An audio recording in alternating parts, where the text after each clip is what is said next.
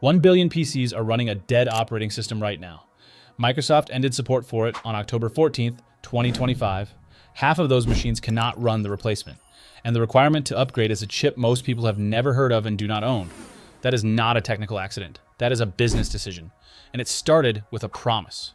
In 2015, at Microsoft's Ignite conference, a developer evangelist named Jerry Nixon stood on stage and said it plainly. Windows 10 is the last version of Windows. Microsoft did not deny it. They issued a vague statement about Windows as a service. Ongoing updates, continuous improvement, no more numbered versions. The message people heard was, buy this and you are done upgrading forever. 1 billion users heard that message. They planned around it. IT departments built infrastructure around it. Businesses bought hardware around it. 6 years later, Microsoft launched Windows 11. If you found that useful, hit subscribe.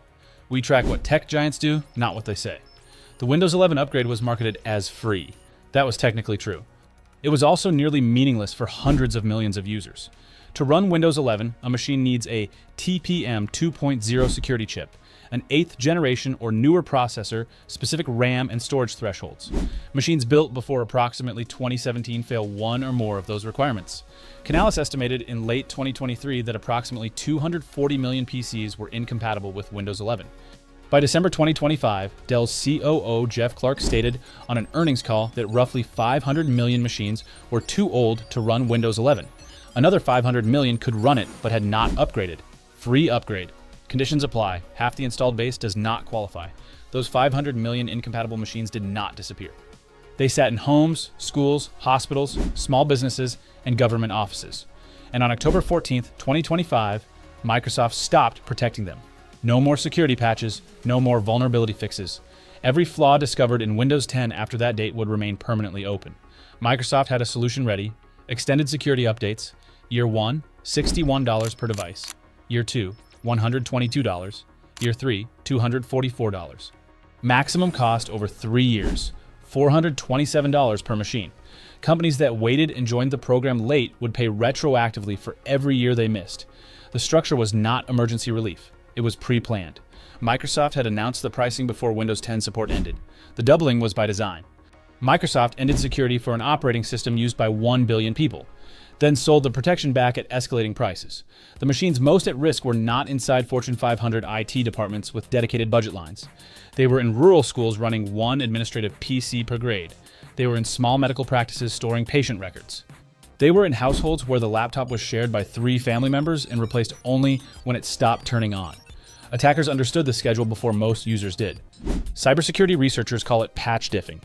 When Microsoft releases a security fix for Windows 11, reverse engineers can extract the vulnerability information from the patch and weaponize it against unpatched Windows 10 systems within days. The gap between a patch and an active exploit is measured in hours, not months. Industry data suggested over 60% of successful ransomware attacks exploit unpatched or end-of-life software. CVE-2025-29824, a 0-day in the Windows Common Log File System driver, was actively exploited by a ransomware group called Storm-2460 before and after the Windows 10 end-of-life date. Victims included companies in IT, finance, real estate, and retail.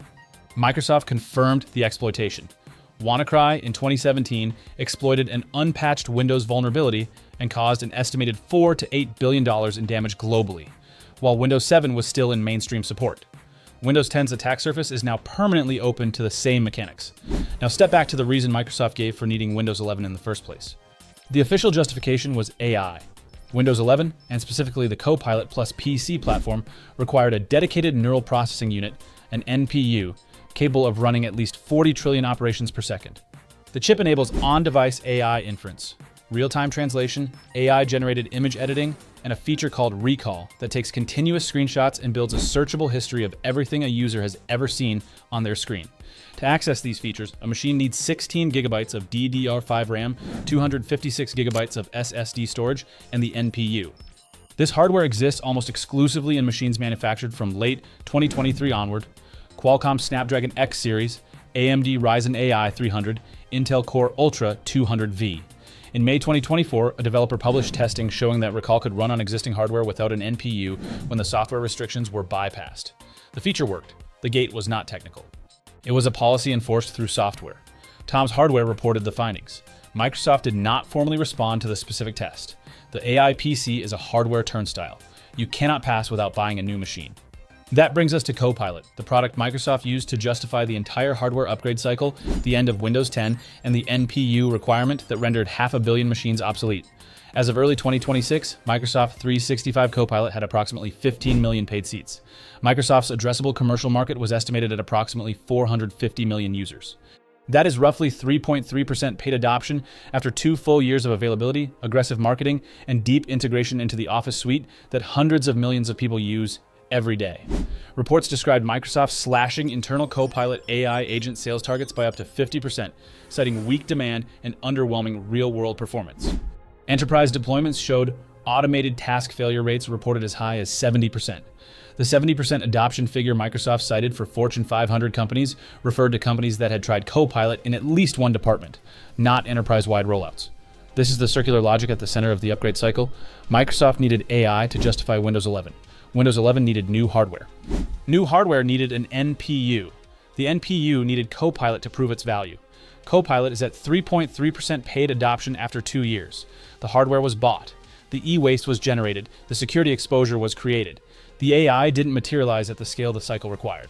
If this story sounds familiar, the shape of it has appeared before. In 2007, Microsoft launched Windows Vista.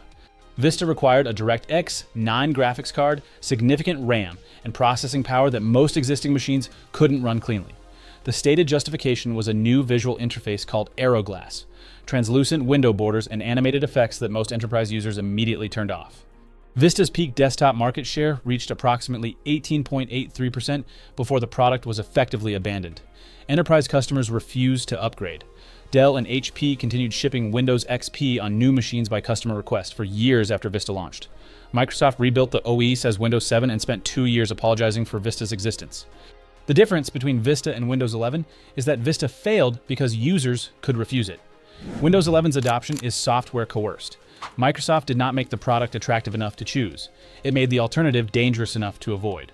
That difference is important. It means the damage from Windows 10's end of life does not depend on whether Windows 11 succeeds. The harm has already been distributed. Subscribe now. Every week we find the story underneath the story the tech press won't tell. Consider who absorbed the cost. Approximately 36% of US PC users were running Windows 10 as of October 2025. A new Windows 11 capable machine costs a minimum of approximately $300 at entry level, and a Copilot Plus certified machine with the NPU hardware Microsoft is pushing starts significantly higher. One retired benefits manager in California, quoted directly by Marketplace, spent $1,500 on a new computer he described as unnecessary, bought only because Microsoft's email told him his current machine would not be safe after October. For approximately 500 million users globally whose machines cannot run Windows 11, that is the math. $300 minimum, no free path, no exception. Or pay $427 per device over 3 years for ESU, more than a low-end replacement machine costs, while getting 0 new features, no performance improvements, and no guarantee that third-party software providers will continue supporting Windows 10. U.S. cybercrime losses exceeded $16 billion in 2024, up 33% from the previous year. That figure was recorded before the Windows 10 end-of-life added millions of newly unprotected machines to the attack surface. Microsoft offered free extended security updates to U.S. schools until 2027. It offered 1 year of free extensions to users in the European Economic Area after regulatory pressure. It offered neither to the general global user base.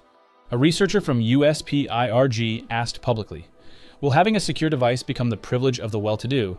Microsoft did not answer. The e-waste is not theoretical. Canalys estimated those 240 million incompatible machines, if discarded, could generate more than 700 million kilograms of electronic waste. Right to Repair Europe noted that October 14, 2025 fell on International E-Waste Day. These machines were not broken. They ran browsers, processed documents, managed spreadsheets, handled accounting software. They were declared obsolete by a licensing decision, not a hardware failure. Much of that waste will be shipped to informal processing sites in developing countries, where workers extract recoverable metals without protective equipment, releasing lead, cadmium, and mercury into soil and water. This is the downstream consequence of a policy decision made in Redmond. The XP parallel runs directly through the current situation. When Microsoft ended mainstream XP support in 2009, XP held approximately 70% of desktop market share. Microsoft spent 5 more years issuing emergency patches under sustained public pressure, finally releasing a critical fix for WannaCry in 2017. 3 years after official end of life. Under crisis conditions, Windows 10 ended support at approximately 42% desktop market share. When Microsoft ended Windows 8 support in 2016, less than 4% of users were still running it. The 42% figure for Windows 10 is historically unprecedented for a Microsoft end-of-life event. There is no recent precedent for this scale of unprotected installed base. The difference is that XP's ESU extensions were extracted by public pressure. Windows 10's ESU structure was pre-designed as a commercial product, with pricing published before the end-of-life date, with a built-in doubling mechanism with no exceptions for ordinary consumers. Microsoft planned the revenue model before the crisis began. The crisis was not a surprise. It was scheduled. Adobe ended perpetual licensing for Creative Suite in 2013 and moved to subscription-only Creative Cloud. Users who had paid for permanent licenses found those products unsupported, with no path forward except recurring payment. Adobe's stock dropped on the announcement. It recovered as subscription revenues compounded. Microsoft's revenue calculus may follow a similar arc. Short-term user pain, long-term extraction, long-term investor reward. But Adobe was selling image editing software. Microsoft is selling the security layer on which every other piece of software on a machine depends. The stakes are not equivalent. None of this destroys the underlying hardware. That is the counterintuitive conclusion the upgrade cycle obscures. The 240 million machines Canalys called potential e-waste still compute. They open documents, they run calculations, they connect to networks. Their processors, RAM, and storage did not degrade because the licensing policy changed. Researchers at Georgia Tech noted that users with incompatible machines could install Linux Mint, a free operating system designed explicitly for users migrating from Windows, and run everything they ran before with full security updates on hardware Microsoft declared obsolete. The machines aren't broken. The license expired. Microsoft's position as the gatekeeper of personal computer security is not a natural feature of computing. It is a commercial arrangement that Windows made with the world in 1985, reinforced by 40 years of installed base, enterprise contracts, and software dependencies. That arrangement can be renegotiated by individuals, by institutions, by regulators applying right-to-repair pressure, by the same enterprise IT departments that kept Windows XP alive for a decade despite Microsoft's wishes. The Copilot plus hardware cycle may or may not deliver AI productivity at scale. The 3.3% paid adoption figure after 2 years suggests the justification is not yet proven. The NPU requirement that excluded 500 million machines may or may not have been technically necessary. Developer testing suggested otherwise. The ESU pricing structure that doubles annually may generate significant revenue for Microsoft regardless of how many users upgrade. What happened to those users in between? The ones with $1,500 laptops bought under pressure, the school districts diverting IT budget from instruction to hardware refresh, the small medical offices now technically non-compliant on HIPAA, the elderly users running unpatched machines because $300 is not available. None of that appears in Microsoft's earnings reports. The upgrade cycle worked exactly as designed. The hardware sold, the ESU program launched. The Copilot adoption numbers grew slowly in the background while the headlines reported AI transformation. The machines aren't dead. Microsoft just stopped protecting them and started selling the protection back.